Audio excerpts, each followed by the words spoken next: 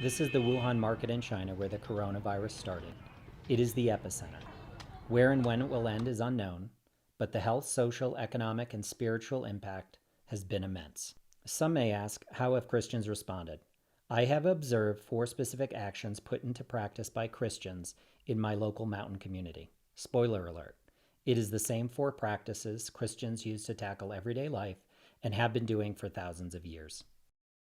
Over the past month, we have come face to face with the reality of the coronavirus global pandemic affecting us all.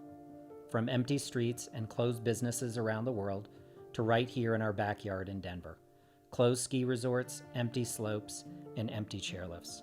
We have incorporated into our daily habits the necessary precautions of washing our hands, practicing social distancing, and sheltering in place.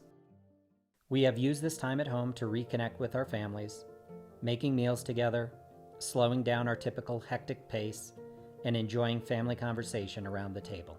This is not the time to binge watch one of our favorite series, nor glue ourselves to the 24/7 cable news.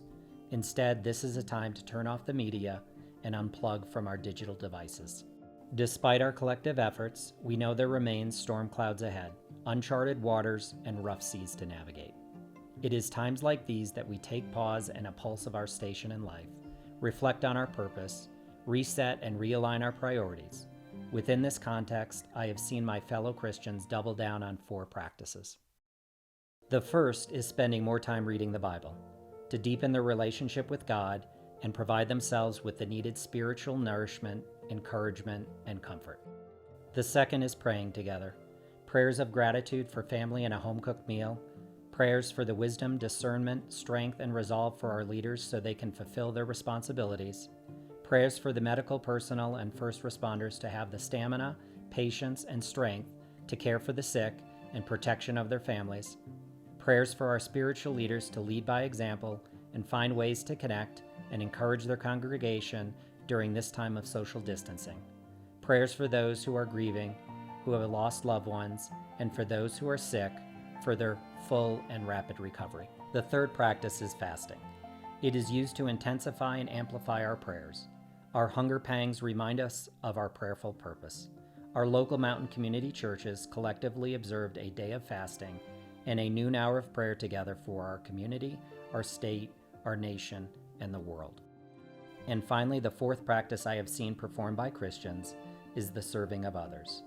For a faith without works is a dead faith. I know our local community of Christians have made calls to those who are alone, provided meals for those in need, purchased groceries for the homebound, ordered takeout at the local eatery to help neighborhood businesses stay afloat, and volunteered their time and given their money to charities and churches that serve the community during these trying times. I am grateful to be part of this mountain Christian community, just like the thousands of Christian communities dotting the world, all connected through the millennium back to the original cross on the Calvary.